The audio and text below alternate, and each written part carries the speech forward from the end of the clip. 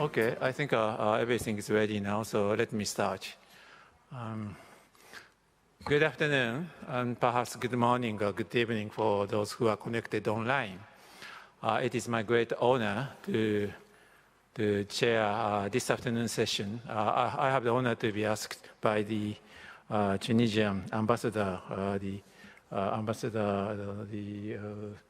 Mezani. I have the honor to be asked to chair this part of the General Conference. What we are going to today is to organize, to have an event on the launch of the Industrial Development Report 2020. But before that, let me make some logistical announcement. For the main committee, next meeting will take place on Thursday at 4:30 in Boardroom D on the 4th floor of the C building and on the Interplify platform.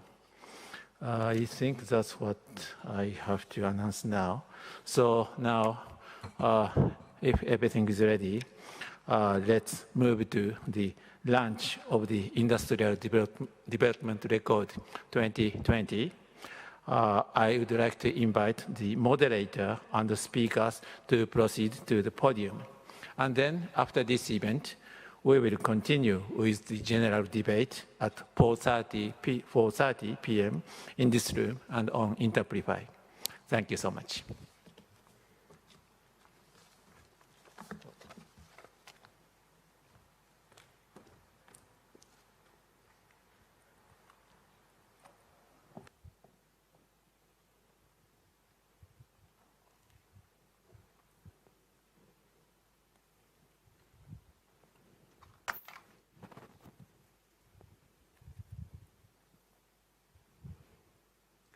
Good afternoon, distinguished delegates, distinguished members of the panel, ladies and gentlemen, and welcome to this plenary session in which we will officially launch UNIDO's flagship publication, the Industrial Development Report 2022, the future of industrialization in a post-pandemic world.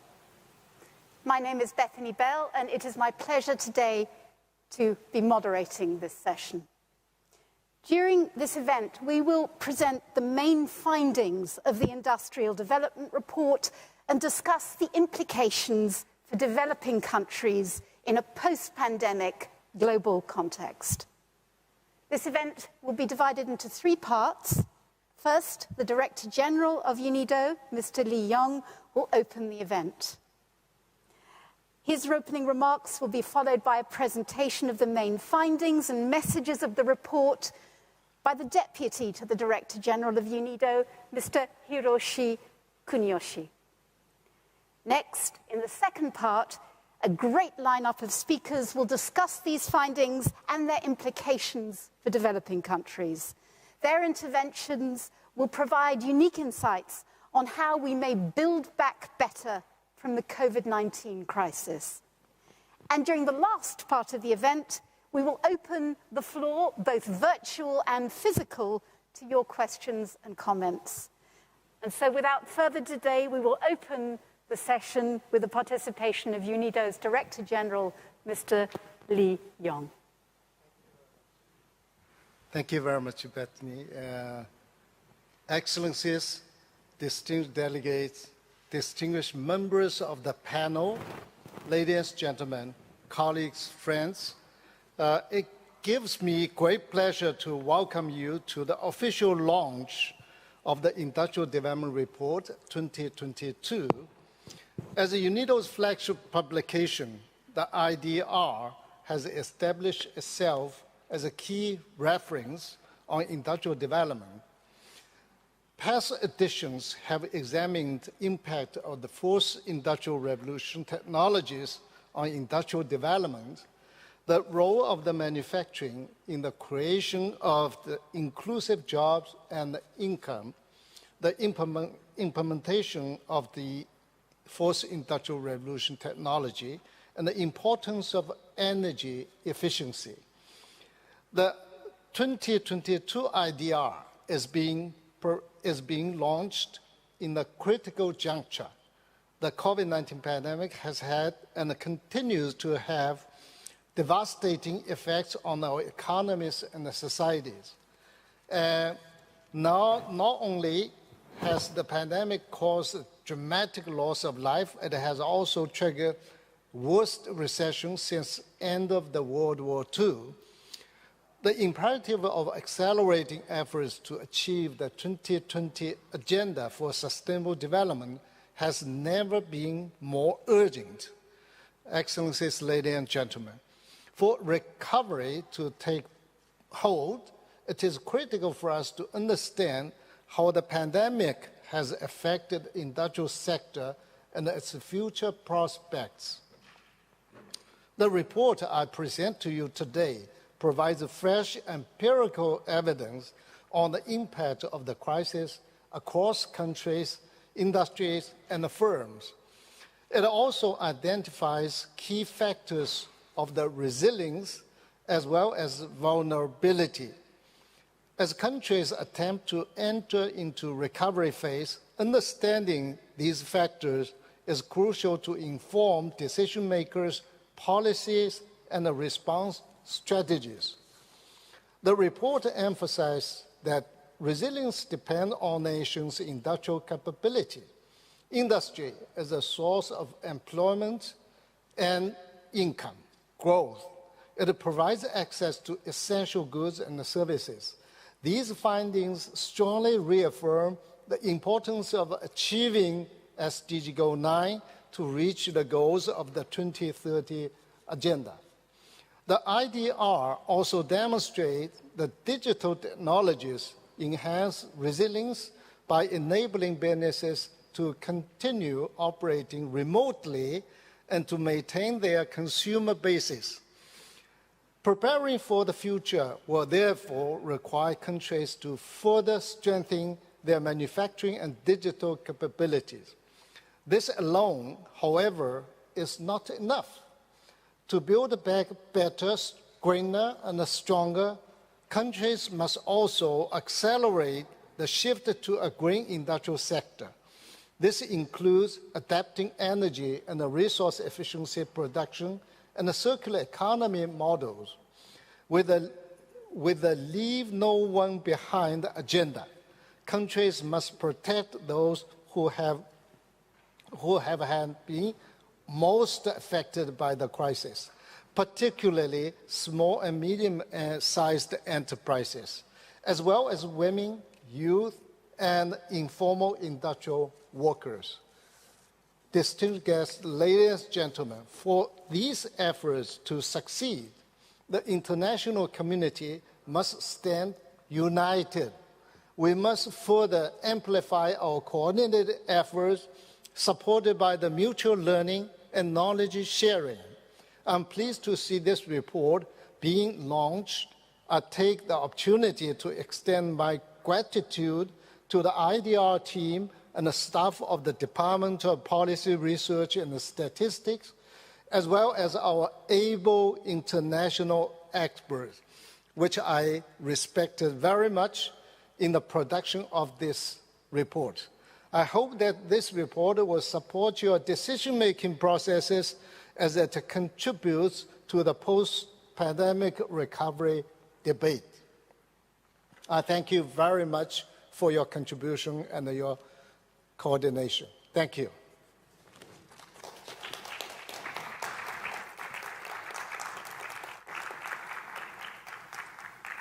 We thank the Director General of UNIDO for this introduction to the session.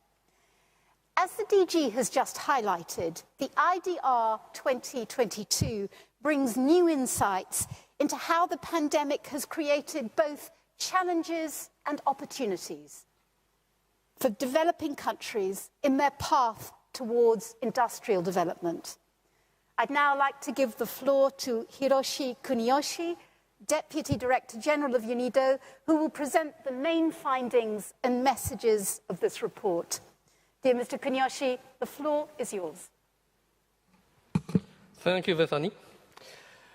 Excellencies, distinguished delegates, distinguished members of the panel, ladies and gentlemen, and colleagues and friends. It gives me great pleasure to present the main findings and messages of the Industrial Development Report, IDR 2022, the future of industrialization in a post-pandemic world. This report is the result of 2 years of intense research efforts and close collaboration between UNIDO staff and international experts. As the world gradually moved towards a sustainable recovery from the COVID-19 pandemic, the IDR 2022 reflects on the impact of the COVID-19 pandemic on the industrial sector. The report focuses on the role of the industrial sector during the crisis. It disaggregates the impacts across countries and industries. It also explores the differences in these impacts and identifies areas of resilience and vulnerability.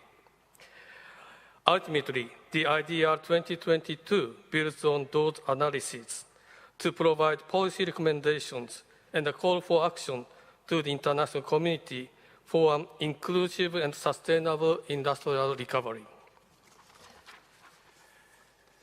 The impact of the COVID-19 pandemic on the global economy cannot be overemphasized. The health emergency had triggered the deepest global recession of the past 70 years. That in 2020, world GDP fell by an unprecedented 3.3%. The effects have been felt by workers, households, and entrepreneurs around the world. Over 255 million full-time jobs were lost. An additional 97 million people have fallen back into poverty. The road to recovery ahead is long. The latest estimates indicate that world GDP is still far below the level projected for the current year. It is indisputable that everyone has suffered in this pandemic. Yet, the impact of the pandemic has been uneven across countries and regions. Developing and emerging industry economies were hit harder than industrialized economies. As the figure shows, the average estimated output loss of developing and emerging industrial economies was 7.7%. By contrast, industrialized economies experienced output losses of just under 4% on average. Let me emphasize here that these are averages. The impact on some country groups was far worse. For example, small island developing states and other least developed countries in Asia were among the hardest hit, with output losses of upwards of 10%. These are extraordinary losses. But what explains these differences in impact we observed? The IDR 2022 provides a clear answer. Countries with stronger manufacturing systems were able to withstand the crisis better than those with a weaker manufacturing sector. This figure shows the relationship between the size of countries' manufacturing sectors and the estimated loss in output due to the pandemic for the current year. The relationship is clearly and strongly negative. Larger manufacturing sectors are directly linked to lower projected economic losses in both industrialized and developing countries. Colleagues, friends, why is manufacturing important? Because it is key to resilience. Resilience can be defined as the ability of a system to resist and recover from the effects of a sudden shock. Manufacturing drives resilience in a number of areas. First, it provides access to essential goods, such as food and medicines. It also provides critical inputs and sustains national infrastructure. Second, manufacturing ensures the flow of strategically important products and assets. This includes, for example, the equipment that was critical in mitigating the pandemic in its early stages. Masks, personal protective equipment, and ventilators. Vaccines are another notable example. Finally, manufacturing is crucial for the recovery of our economic systems.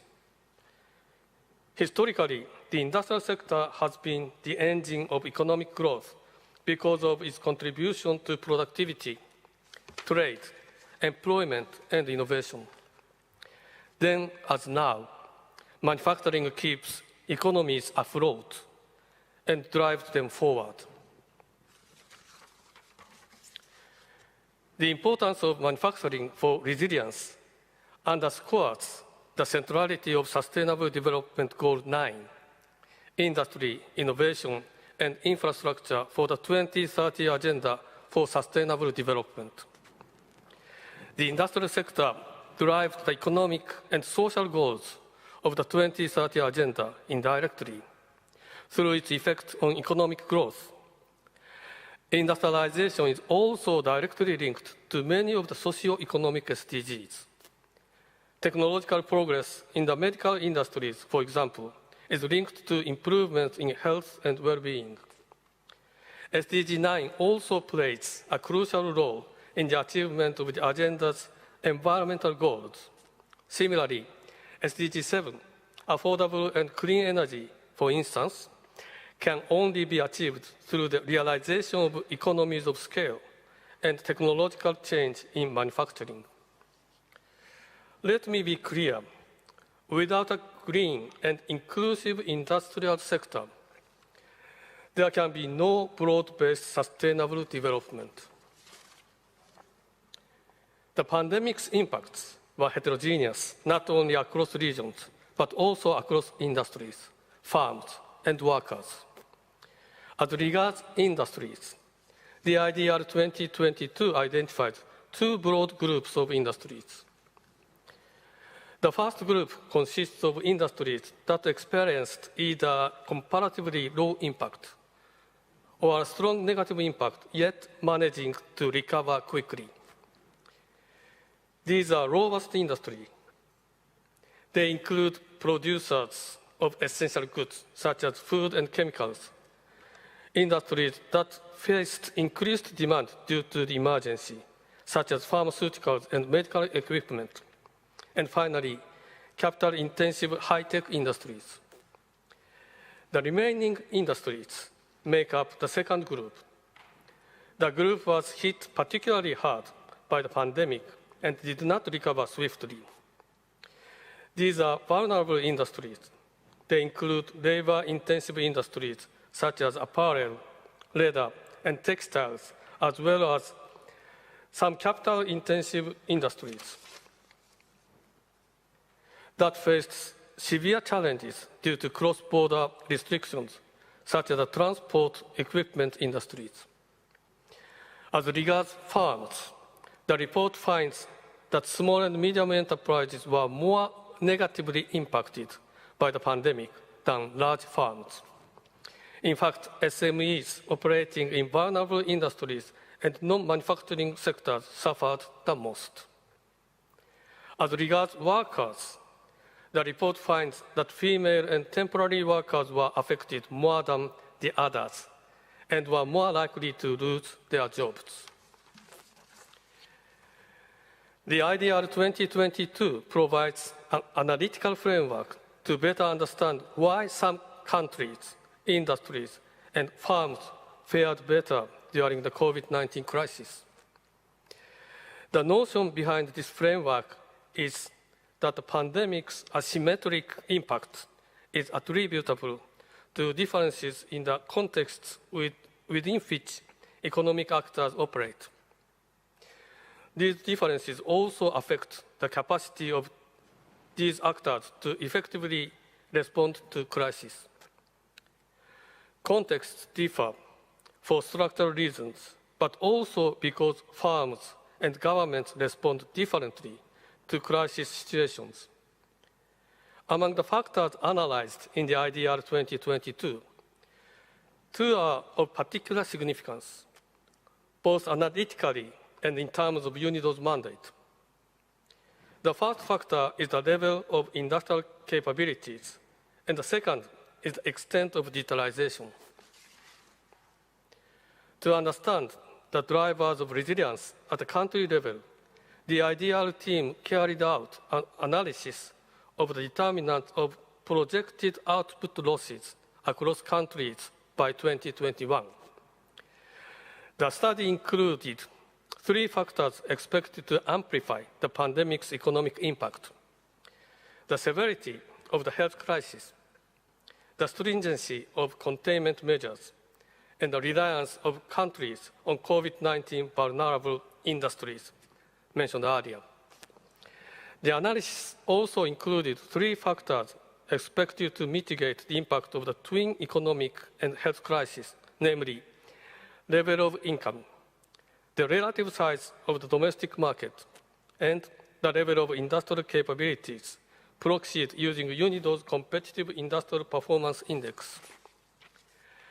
The analysis involved a sample of 140 countries covering more than 90% of the world's population.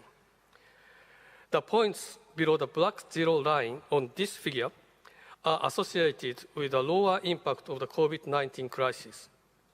The report finds that the level of industrial capabilities was both negative and highly significant. In other words, a country's industrial capabilities were the most important factor in mitigating the socioeconomic impact of the crisis. Let me turn from country to farm-level data. For this edition of the report, the IDR team collected data of over 4,000 farms in 26 developing and emerging industrial economies. The collection of primary macro-level data is fundamental to understanding the impacts of the pandemic on the ground. The analysis examined several widely used indicators of enterprise performance, including farm survival, changes in sales, profits, and employment. Digitally advanced farms, represented by the bars in red in this figure, are those farms that use the latest vintages of digital technologies in their production process. These farms are better able to weather the pandemic's impact on sales, profits, and employment relative to non-digitalized farms. For example, the drop in sales experienced by digitally advanced farms was more than 3 times lower than that of non-digitally advanced farms. In sum, digitalization has been crucial in supporting farm resilience in the face of the crisis. The IDR 2022 goes beyond the analysis of current impacts. It also examines the relationships between these impacts and other forces that were already in full swing before the COVID-19 outbreak. Understanding the prospects for an inclusive and sustainable recovery hinges on understanding these forces. The report identifies 3 megatrends in particular. The first megatrend identified is the ongoing digital revolution in the industrial sector. Technological innovation is affecting all spheres of business, changing the competitive advantage of firms and countries. The second megatrend is global economic power shift and the emergence of Asia as the dominant hub of the world's industrial production. As part of these shifts, China is transforming towards a knowledge-driven, high-income economy, a change which has profound implications for trade flows and global value chains. Finally, we observe the greening of industrial production. The decarbonization imperatively calls for radically new business models and systemic changes. The green transition is bound to have far-reaching impacts on the positioning of developing and emerging countries within the global economy. Each of these megatrends can be illustrated by one of the indicators presented in this figure. As the figure shows, these three megatrends have been changing the way we live and work for at least 10 to 20 years before the outbreak of pandemic. On the left-hand panel, we see that industrial robot density has tripled over the past 10 years. This is strong evidence of the ongoing technological revolution that is reshaping manufacturing. At the center of the figure, we see the rapid rise of Asia-Pacific developing and emerging economies. Over the past 2 decades, these economies have increased their share of world manufacturing value added by 30 percentage points. On the right-hand panel, we see greening at work. In the last 10 years, CO2 emissions per unit of manufacturing value added have dropped by 15 percentage points. The COVID-19 pandemic has had an impact on all of 3 trends. The UNIDO survey revealed that firms in developing and emerging economies jump-started their use of e-commerce and automation during the pandemic. Perhaps more importantly, we also know that they expect these changes to become permanent in coming years. These patterns apply across all world regions. The UNIDO survey also offers a glimpse into the changing landscape of global industrial production. Of the 4,000 firms surveyed by our IDR team, only the Asia-Pacific region has strong expectations for a rebound of investment in the post-pandemic era. Moreover, according to the survey, firms also expect that the COVID-19 crisis will act as a trigger for the adoption of new environmentally friendly practices and technologies in the near future. To build back better, recovery must move beyond business as usual and opt for a more sustainable and safer path of development. We must gear industrial policies towards the achievement of the SDGs. Policies must take the 3 megatrends into account, but also risks of new global disasters, such as the COVID-19 pandemic. Ladies and gentlemen, recovery from COVID-19 must be green, inclusive, and resilient. Industrial greening can be achieved with a 2-pronged strategy. On the one hand, incentives can support the adoption in the business sector of sustainability standards and low-carbon technologies. On the other hand, policies can be implemented to stimulate consumer demand for green products, technologies, and skills. Industrial policies should also promote a socially inclusive development. This, in our current context, means paying special attention to those who are more vulnerable and have been affected more severely by the pandemic, such as informal workers, women, and youth. SMEs must also be supported in the adoption of new technologies, particularly advanced digital production technologies. Finally, post-pandemic industrial policies must integrate resilience and effective risk management strategies in their programs. Prevention and preparedness are key. Indeed, one important lesson the pandemic has taught us is that countries need to build and strengthen their resilience to risks associated with extreme events. The biggest risk, otherwise, is losing years of industrialization efforts to just one major external shock. The global nature of the economic crisis resulting from the COVID-19 pandemic highlights that without renewed commitment to strengthen multilateralism, national efforts to build back better will be insufficient and may make countries' recovery more fragile, uneven, and uncertain. Against this background, the IDR 2022 calls on the international community to actively engage in building a better post-COVID-19 future.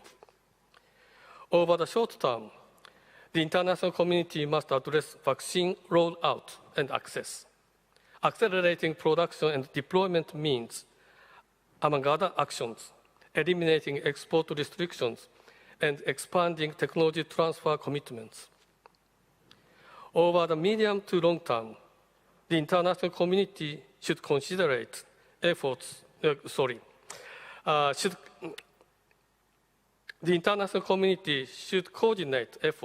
to expand the policy and fiscal space for developing countries. The recapitalization of development banks would go a long way towards achieving this goal. The international community should also help governments in strengthening their capabilities because no industrial strategy will be successful without effective governance. Public-private partnerships will be key to these efforts. The international community must strive to accelerate technology transfer in digital and low-carbon technologies, while also helping countries strengthen their education and science and technology capabilities. Finally, resilience to external shocks can be enhanced by fostering local productive capabilities in strategic industries and by mainstreaming risk management tools within industrial policy practices. Colleagues, friends, closer multilateral and multi-stakeholder collaboration must be the cornerstone of strategies to build back better. Countries and organizations must share their knowledge and experiences for the road to recovery and ensure that no one is left behind. Thank you very much for your attention.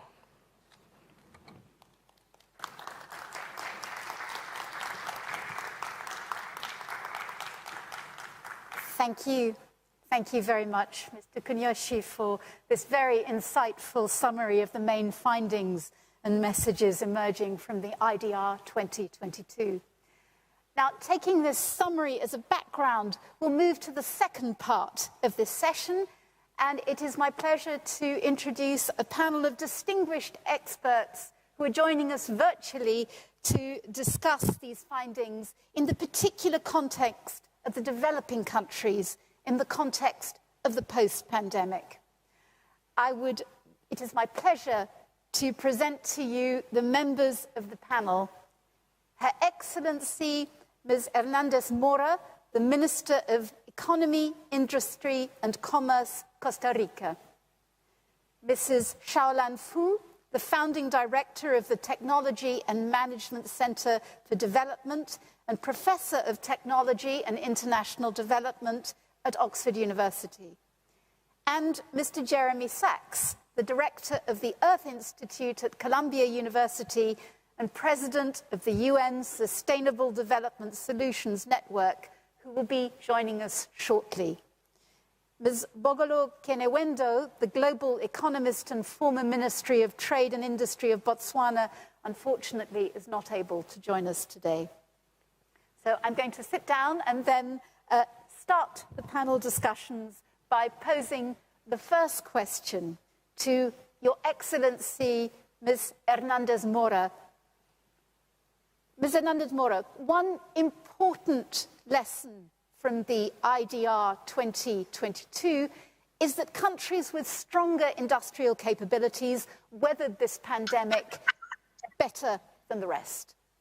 This is particularly the case in countries with a solid basis in health-related industries like Costa Rica, which also feature as an example in this report.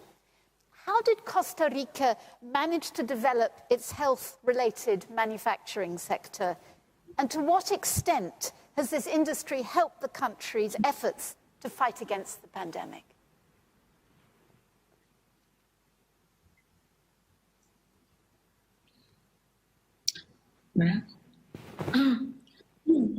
Okay, hello. First of all, I want to say hello to everybody.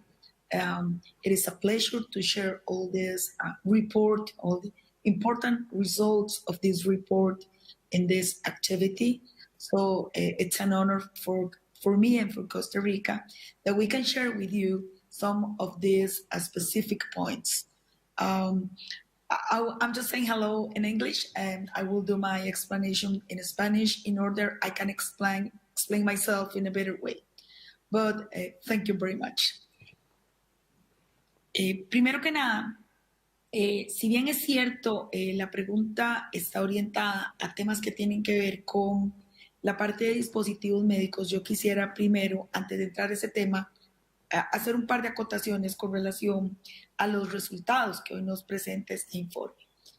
Hoy, no solamente para el sector de dispositivos médicos, sino en general, el sector industrial de Costa Rica, el sector que nosotros llamamos mediana escala, que probablemente es pequeña escala en otros países, fue el menos afectado con la pandemia.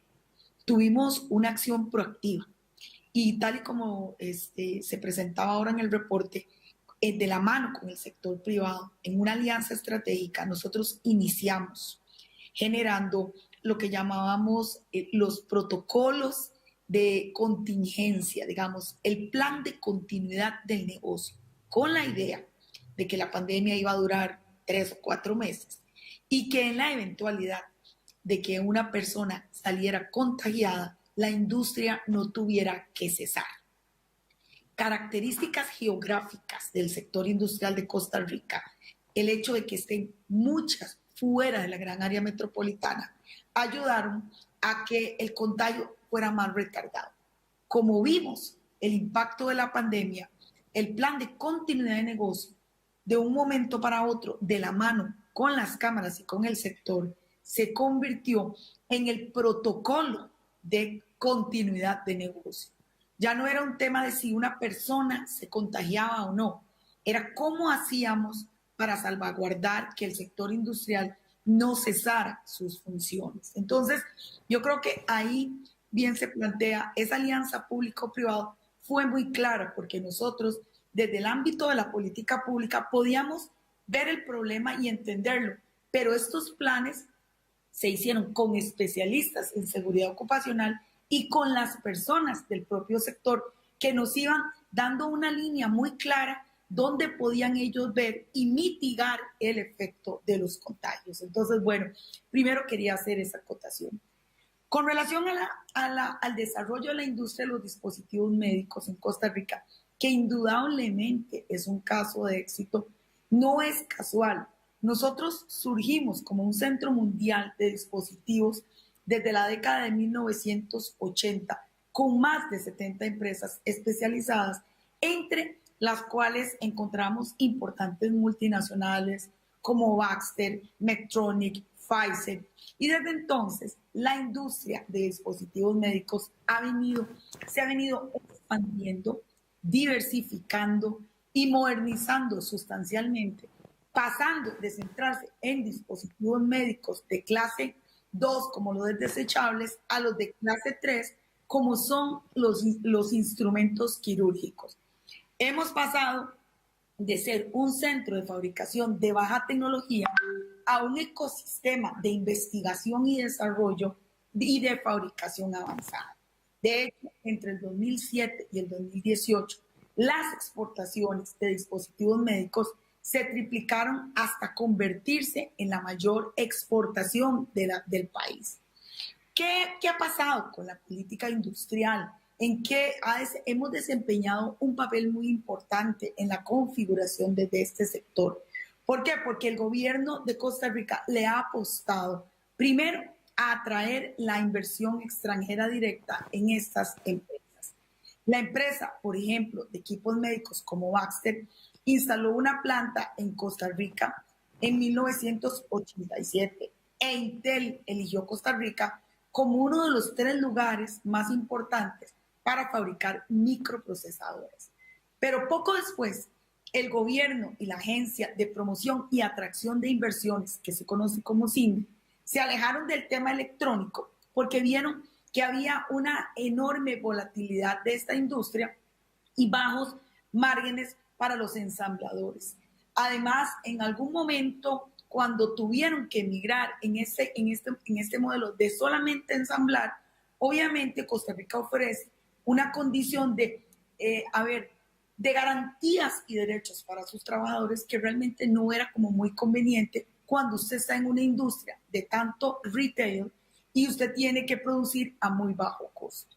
Entonces nos volvimos a concentrar en el sector de dispositivos médicos, que fue el objetivo basándonos en la experiencia previa, y desarrollamos toda una política de incentivos combinado con inversión específica en capacidades que tuvimos que formar a lo largo de los años, y el énfasis del gobierno ha sido ese. ¿Qué hicimos? Generamos educación universitaria en la parte ingenieril, en la parte de procesos, de alto proceso, en la formación de posgrados, pero también en la formación técnica profesional. Se generó todo un paquete de incentivos para las zonas francas, el tema de atracción de inversiones y la parte tramitológica, ¿verdad? Que es algo que nos concierne directamente también en este ministerio, ha sido esencial. Un tema que mencioné al principio, tanto la industria que llamamos de régimen definitivo, que es la que no está en zona franca, como la de zona franca, está ubicada geográficamente fuera de la gran área metropolitana. Y eso genera varios elementos detonadores. Primero, genera fuerza de trabajo y desarrollo en zonas que no precisamente son urbanas. Se da la construcción de edificios, condominios, desarrollos mobiliarios, pero además obliga a la gente a movilizarse, quitar un poco la presión aquí en el centro y además a que la gente de los colegios técnicos profesionales que terminan su secundaria, que tienen una formación más técnica, se sientan motivados a seguir viviendo en estas zonas.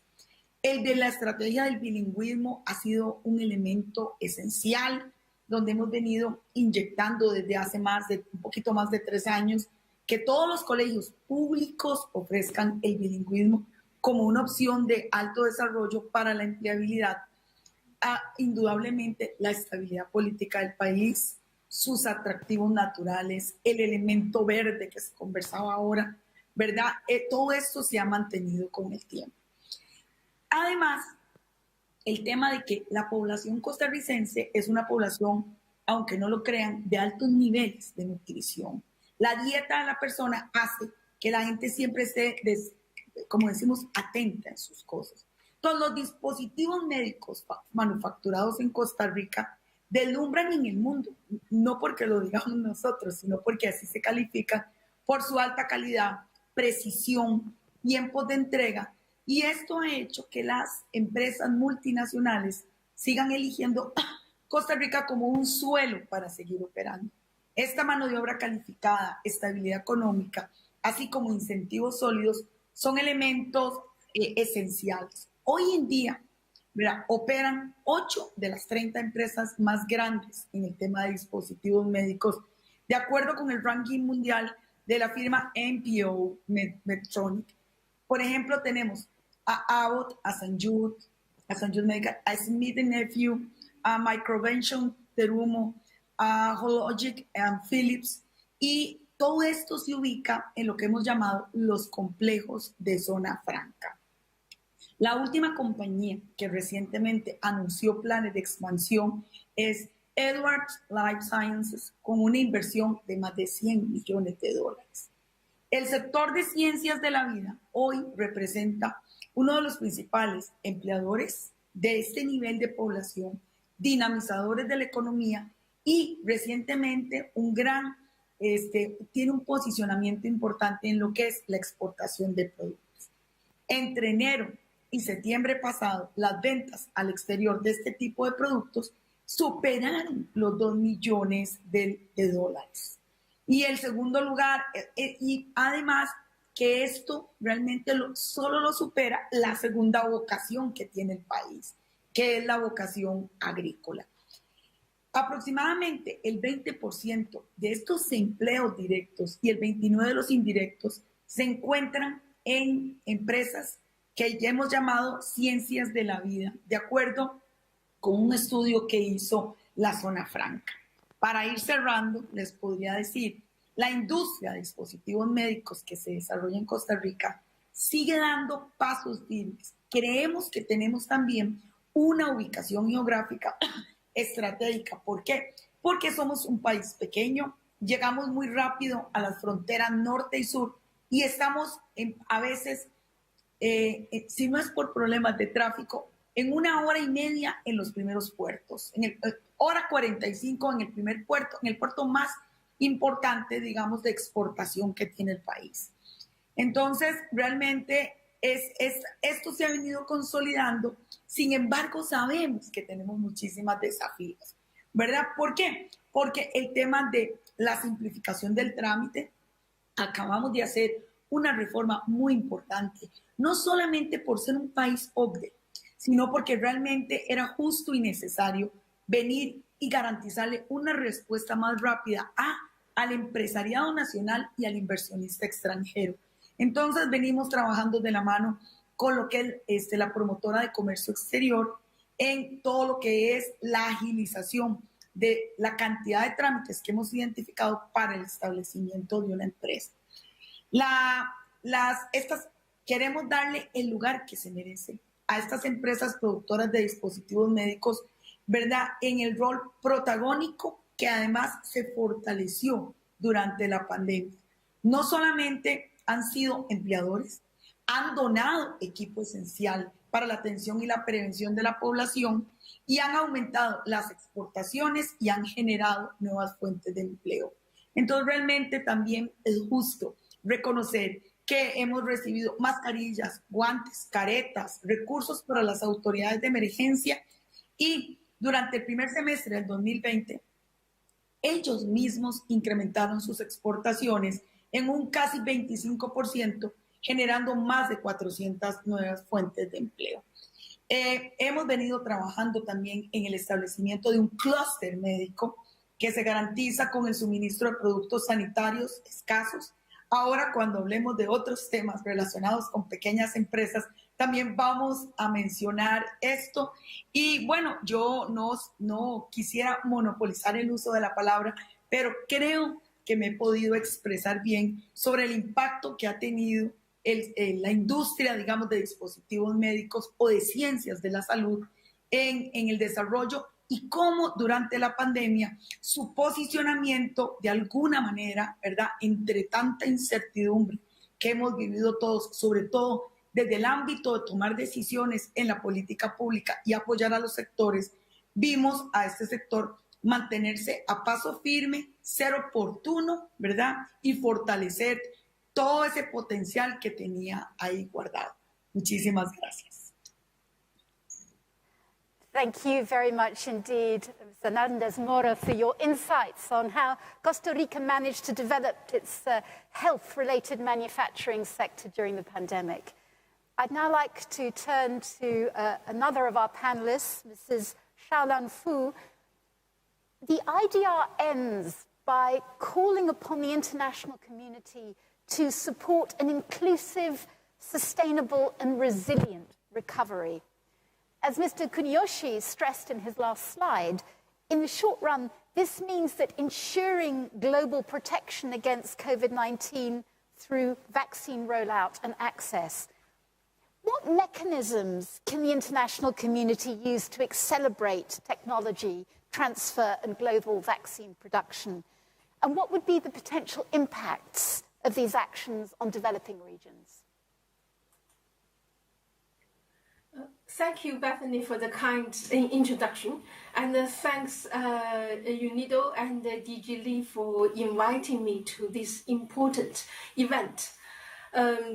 this year's UNIDO's IDR 2022, this report provides a comprehensive and valuable new evidences on the impact of the COVID-19 pandemic and the importance of industrial capabilities and the digitization in strengthening the resilience for post-pandemic recovery. And the report really provides an important and a timely guide for governments and policymakers to develop an effective solution for a more inclusive, greener, resilient, and sustainable development in the post-pandemic recovery. And to answer, Bethany, to answer your question about, I think an effective mechanism that the international community can use to accelerate the technology transfer and global vaccine production is international joint venture and the partnerships. Actually, we can see such kind of international partnerships how they works in the case of Costa Rica, as the minister has shown just now. The global rollout of vaccine is crucial to defeating the pandemic. However, the lack of technical know-how and the manufacturing infrastructure for the production are constraining the speedy provision of vaccine globally. This will remain true even if the intellectual property rights of COVID-19 vaccines are waived temporarily. There are other proposed solutions, such as compulsory licensing. However, all these alternative solutions also bear limitations in the transfer of tacit knowledge and know-how. To accelerate the technology transfer and the global vaccine production, we should promote joint ventures between global COVID-19 vaccine manufacturers and global pharmaceutical and local, between the global vaccine manufacturers and also local pharmaceutical companies, so as to create regional manufacturing hubs in each continent. These joint ventures must be supported financially by global North countries, international organizations, host country governments, and the multinational or enterprises. This approach, this is an international public and private partnership.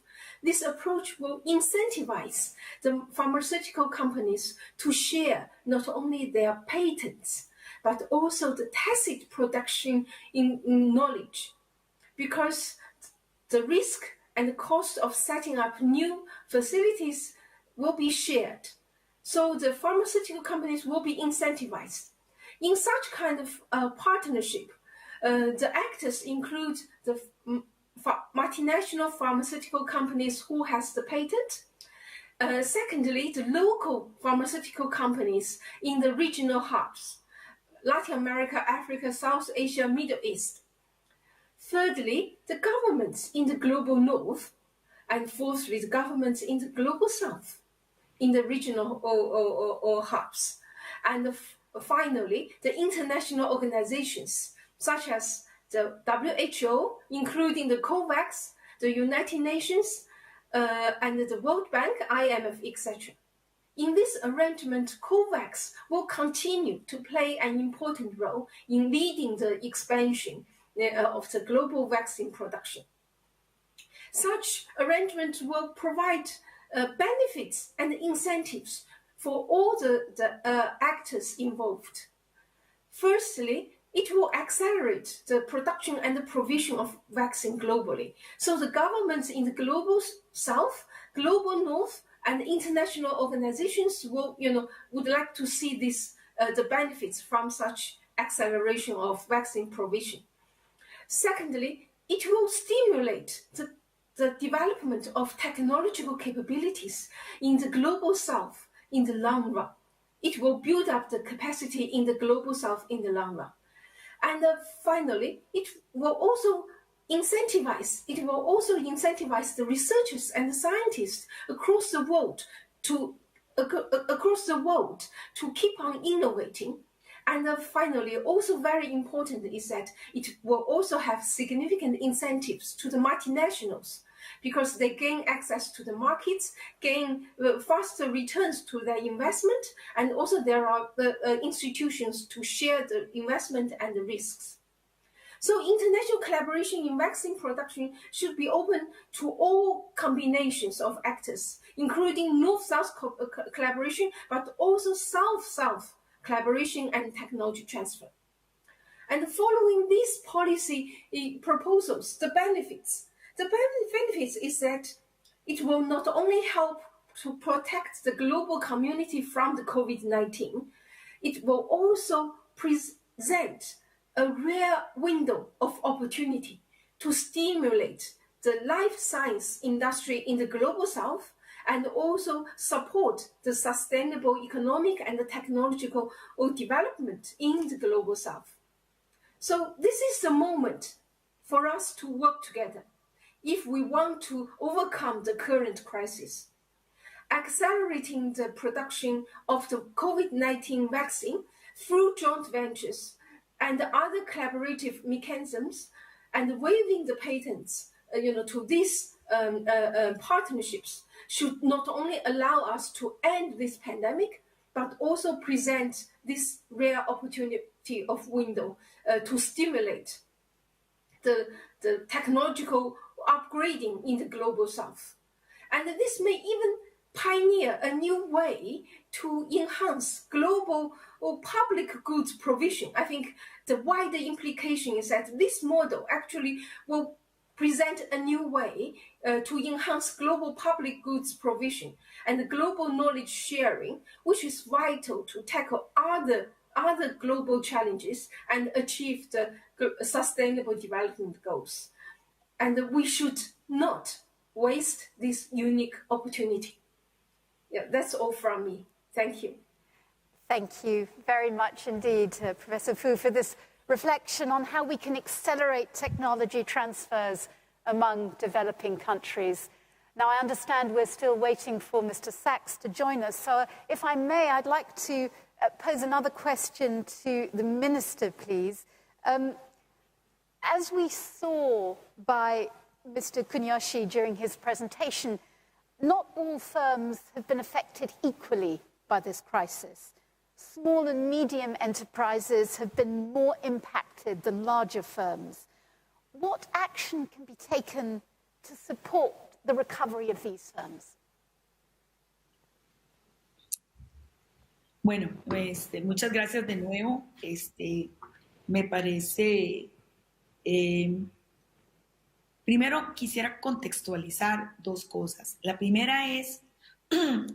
Costa Rica, al igual que el resto de países, o muchos países de América Latina, tiene un parque empresarial de lo que llamamos MIPYME, que es, ¿verdad?, el micro, pequeña y mediana empresa, que representa una parte importante, constituye más del 95% del sector empresarial, del cual todavía tenemos enormes desafíos, porque representa únicamente el 35% de los empleos y más o menos un 37, un 38% del Producto Interno Bruto. Tal y como lo señala el informe, Costa Rica no fue la excepción. El parque microempresarial fue el más afectado durante la pandemia, pero sobre todo el desafío número uno, que es el parque informal. Entonces, si bien es cierto, hay una base importante de gente que le interesa emprender, emprenden en sus empresas, pero pasan un tiempo en la informalidad, la semi-informalidad y la formalidad. ¿Qué pasó? Cuando vinieron los incentivos de gobierno, no había posibilidad de ayudar a la gente que no estaba registrada en ninguna parte. Entonces, en primera línea, fue el parque empresarial más afectado. Segundo lugar, ¿qué pasó con el sector industrial de la micro, pequeña y mediana empresa? Ok, hace poco tuvimos la oportunidad de volver a realizar nuestra primera actividad presencial dentro de esta escala de pequeña empresa, durante la cual aproximadamente el 40% de las pymes, teníamos alrededor de 350 pymes, venían del sector industrial, agroindustrial, textil, cueros, maderas, digamos, todo tipo de elaboración de productos. Bueno, un poco lo que se planteaba en el informe. ¿Qué pasa? La revolución que se puede llamar digital, porque en esa pequeña escala, digamos, no es tecnológica, es una revolución digital, se aceleró a pasos agigantados. Entonces, hemos venido apoyando desde el día número 1, y hay que seguirlo haciendo, cómo ayudar a saltar la brecha, no solo en temas de conectividad, sino en un manejo amigable de las nuevas tecnologías. Tengo que reconocer el apoyo del Banco Interamericano de Desarrollo. Nos ha venido ayudando a desarrollar metodologías como chequeo digital, que significa aquí que a partir de ese momento la empresa puede autodiagnosticarse y ver cuál es esa enorme brecha que tiene con relación al uso de las nuevas tecnologías. 2, me parece muy importante en lo que hablamos en un inicio, las alianzas tienen que seguir siendo público-privadas. 3, hemos incentivado todo el concepto de la compra pública de toda la industria del país. Recientemente firmamos un decreto y esto alcanza micro, pequeña, mediana y gran industria para que la industria que está en Costa Rica, domiciliada en Costa Rica, tenga alguna especie de bonus, ¿verdad? Para todo el concepto de la compra pública. 4, hemos venido trabajando en todo lo que es la agilización del trámite y como comenté antes, hicimos una reforma muy potente a la ley de trámites, tanto para atraer inversión extranjera como para la formalización de la pyme, declarando silencio positivo de pleno derecho y usando la declaración jurada como un mecanismo de ley para establecer empresas en un día, por tarde en una semana. También venimos trabajando de la mano con el resto de los países de Centroamérica y con Sempromipe y con fondos de la OEA para el tema de toda la habilitación del tema de comercio electrónico desde la perspectiva de la pyme y desde la perspectiva del consumidor. Y bueno, fomentar la asociatividad, hacer empresas asociativas sigue siendo algo muy importante. Y además, también venimos trabajando muchísimo el gremio femenino. ¿Por qué? Porque la pandemia demostró que era posible desarrollar negocios desde la casa. O sea, ya se hacía, porque esto es. Sin embargo, muchas mujeres que se vieron obligadas, se han visto obligadas a permanecer en sus hogares, que tienen posibilidad, entonces hemos consolidado e institucionalizado programas orientados a cerrar la brecha de desempleo femenino por medio de la empresariedad. Esas son algunas de las, digamos, iniciativas. Estamos trabajando también con la Universidad de Mondragón y con otras instituciones para encauzar lo que hemos llamado una fábrica de emprendimientos. Y estas fábricas tienen que elaborar, llevar insertos, todos estos elementos. Y el tema clave, que sigue siendo un gran tema, o son dos temas que son muy importantes, es el acompañamiento. ¿Qué entendemos por acompañamiento? Es un abordaje directo, los modelos de abordaje directo que tenemos, tipo Small Business Development Centers, ¿verdad? Y todo este acompañamiento tiene que llevar inserto todo el proceso de transformación digital de la pyme. La pyme tiene que entender que ahora los negocios tienen dos modalidades, el modo digital y el modo presencial. Y por último, para no extenderme más porque tenemos mucho que contar, está todo el tema del acceso al financiamiento. Sí se requiere capital semilla para incentivar todos estos emprendimientos de base tecnológica. Espero con esto haber dado una mirada general a absolutamente todo lo que corresponde. Muchísimas gracias. Thank you very much indeed, Minister. And I'm now delighted to say we can introduce Mr. Sachs, who's just joined us. Mr. Sachs, to truly build back better, countries need to accelerate the shift towards green industrial development, at the same time ensuring that no one's left behind. Global financing with these new investment opportunities, needs, and international flows. We're not there yet by any means, though I think there is greater understanding of both green and digital. On the green side, of course, the main challenge is energy system transformation.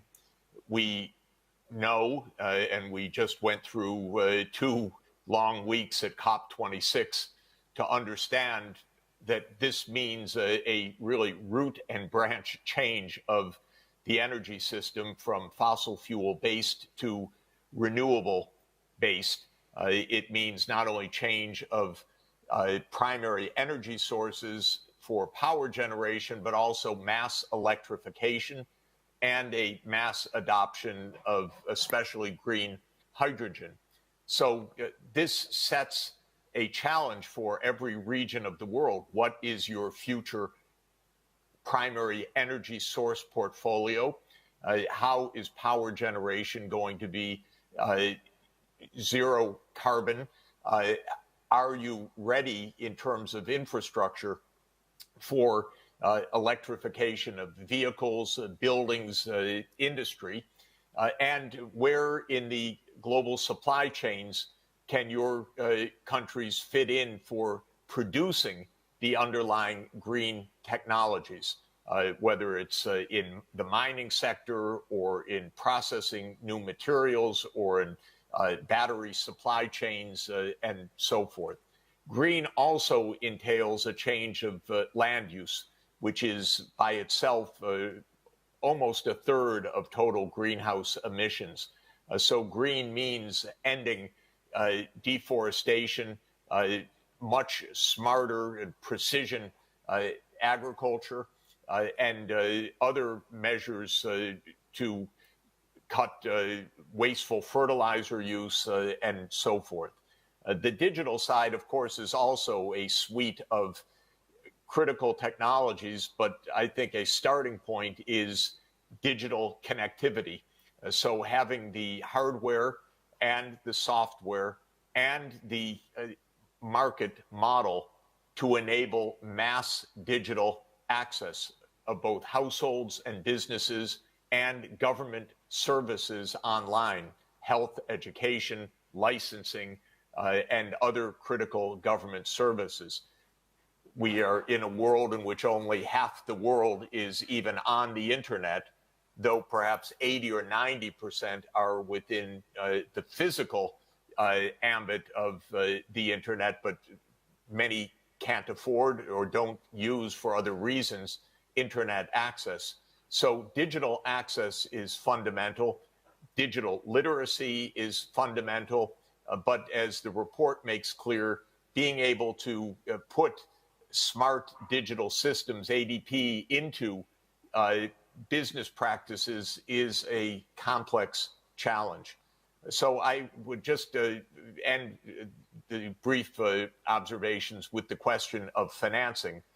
We have an international financial system that is not working to finance the developing countries.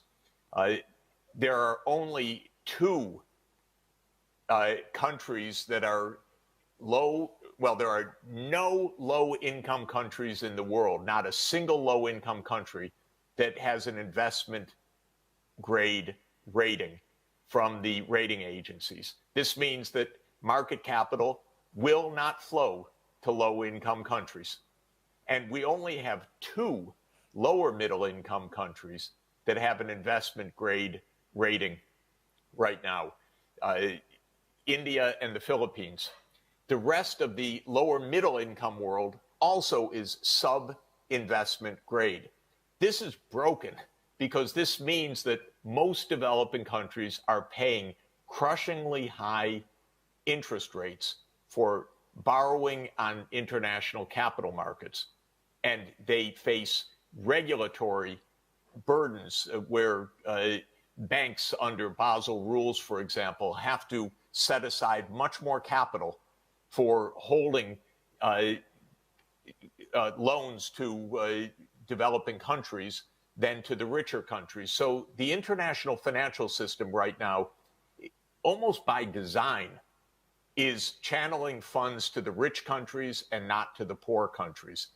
This is leading to a widening gap in industrial capability, in the critical investments that are needed, in the ability of developing countries to invest in green technology. That's the essential failure of COP26, which is that it did not even come close to solving the financing question. Not only not achieving the proverbial $100 billion of promised development finance for climate action, but the much larger sums that will be needed on a market basis in order to enable the green transformation. In fact, I'm not sure that governments are even really aware of how broken the international financial system is in that regard. Thank you very much indeed. I have a question now to Xiaolan Fu. As we just heard there from Jeffrey Sachs, there is an urgent need to tackle the digital divides resulting from this highly unequal spread of new advanced digital production technologies, not only between countries, but within them as well. How can the international community support the adoption and absorption of advanced digital production technologies in developing countries? Thank you, Bethany. Yeah, this is a very important question, and I fully agree with what Jeff has said just now. And my research in Africa and Bangladesh find that this new wave of digital revolution may create a new window of opportunity for the global South. Like in Africa, we have seen Kenya has successfully introduced M-Pesa, the mobile payment system. And in Bangladesh, last year, during the pandemic, we have carried out an experiment, using a mobile app intervention based on the RCT experiment. And we also find that the household, the marginalized society with access to this digital technology are, they suffer less of the economic hardship during the pandemic. And also less people lose jobs. The unemployment rate is also lower in the community that's being exposed to the digital technology. And also the income sources diversified. This is very important for poverty reduction, to diversify their income. However, they face significant constraints in terms of infrastructure and the skills. As Jeff said, the access to digital infrastructure and also the digital skills these are the two major constraints. So my answer to your question for the international community to support the developing countries is to introduce a global industry policy to develop the global digital infrastructure and capabilities. And so this is a sector, we set it as a special sector and use global industrial policy to promote the digital infrastructure and the capabilities in the developing countries, which is key for inclusive and sustainable industrial development in the post-pandemic era. And so in particular, firstly, to set up the global digital competence, a program related to the sectors, to the digital sectors as a special economic zone. So we introduce and coordinate global investment, financing to boost the developing countries, to boost the investment into the developing countries, into the digital infrastructure and the training. So as we have done for the COVID-19, global community work together. Secondly, strengthening the existing UN-led task force for digitalization acceleration. Like, for example, like the UNIDO can lead the industrial digital transformation acceleration in collaboration with other existing UN agencies or task forces. And thirdly, to set up a digital global governance council to enhance the standards, ethics, and the regulations, and build up the trust. I think currently, because of the lack of trust and the potential global kind of technology decoupling, will make the developing country, face very difficult decision to choose sides, take sides, or they have to pay for high digital infrastructure if they are, if the lower cost provision from Chinese providers are kind of excluded. So this kind of special economic zone and the global industrial policy for the digital sector will help the developing countries to build up the infrastructure and the digital skills. This not only promote industrial development, more resilient and sustainable, but it can generate cross-cutting spillovers to accelerate the implementation of other sustainable development goals, including the climate change, or ending the hunger or other global challenges. Because the digital technology is a more fundamental technology, it can offer spillovers for us to solve and achieve other sustainable development goals. That's all from me. Yeah, thank you. Thank you very much, Xiaolan Fu. A question, if I may, now to Jeffrey Sachs.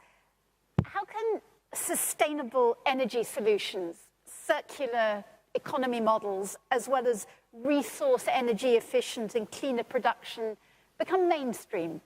How can we ensure that this happens not only in industrialized economies, but also in developing and emerging economies? I think the very good news is that indeed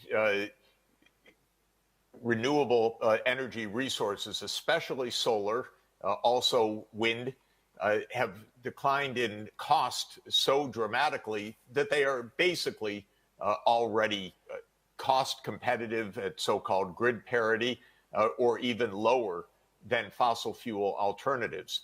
Of course, when one takes into account the multiple co-benefits, even beyond climate change, that is, for example, clean air, reduced pollutants, greater national security by using domestic solar rather than imported fossil fuels, the benefits are tremendous. So the barrier to adoption of zero carbon energy systems is not primarily the costs. The barrier is twofold. One is the still vested interests of fossil fuel producers that are impeding progress in many fossil fuel producing countries, because those industries have long had very favorable tax treatment and subsidy and access to government officials and policy making. So the fossil fuel lobby is one practical obstacle. The other obstacle, though, is financing. There are two aspects of the financing obstacle. One is that in general, as I said earlier, the world's really divided between countries that are deemed to be investment grade and those that are not. I think that distinction is wrongly drawn. It's drawn mechanistically in a way that absolutely punishes poorer countries and gives high ratings to richer countries that are not so well performing. So that's one issue, is that developing countries need more access to financing. In my mind, that includes two different pathways. One is to completely overhaul these investment ratings, which are backward-looking, mechanistic, unfair, not well designed, and lead to self-fulfilling crises of poor countries. And the other is to increase the official development financing that is so important through multilateral development banks and through other official channels, long promised, not really delivered, also through development finance institutions. So I think that this investment challenge is really the preeminent challenge. Governments probably in many places are not aware of all the opportunities that they face. So some governments are saying, we don't want to commit to decarbonization before, in the case of India, even before 2070. But this is actually completely wrong-headed in my view, not only deleterious for climate, but also misunderstanding how strong the prospects are. But the developing countries need access to technology and they need access to finance. And we don't have that solidaristic world that we need for that. And what Professor Fu was saying, completely right, wonderful, put her program into operation of creating a framework for the global public goods of these technology transfers, of the capacity to use the new technologies, and of the large-scale financing to achieve the new technologies. So I'm not worried about the lack of solution or even their high cost. I'm more worried about the practical steps of implementing the decarbonization pathways, taking away the obstacles, the unfair subsidies to fossil fuels, the power of the fossil fuel lobby, and at the same time ensuring ample financing for the new investments. Thank you so much indeed for those extraordinary insights. That concludes our panel discussion for this session, and it remains for me to say thank you all very much to our panelists for these really excellent insights that have been provided. And this concludes the official launch of the Industrial Development Report 2022, which we really hope you have enjoyed. For those of you who are attending here in presence, you can find copies of the report at the entrance to the room, and those who are connecting remotely will already be able to download the report at www.unido.org/IDR2022. On behalf of the organizers, I'd very much like to thank Director General Li Yong, Deputy Director General Kuniyoshi, Her Excellency Hernandez Mora, Xiaolan Fu, and Jeffrey Sachs for their very valuable time and participation in this event. We also would like to thank you, the attendees, whether you're here in Vienna or somewhere digitally connected, for joining the discussion. And we really hope also that you can join the other plenary sessions and side events of the UNIDO 19th General Conference. And it just remains for me, Bethany Bell, to say thank you very much for having me as well as your moderator. Thank you.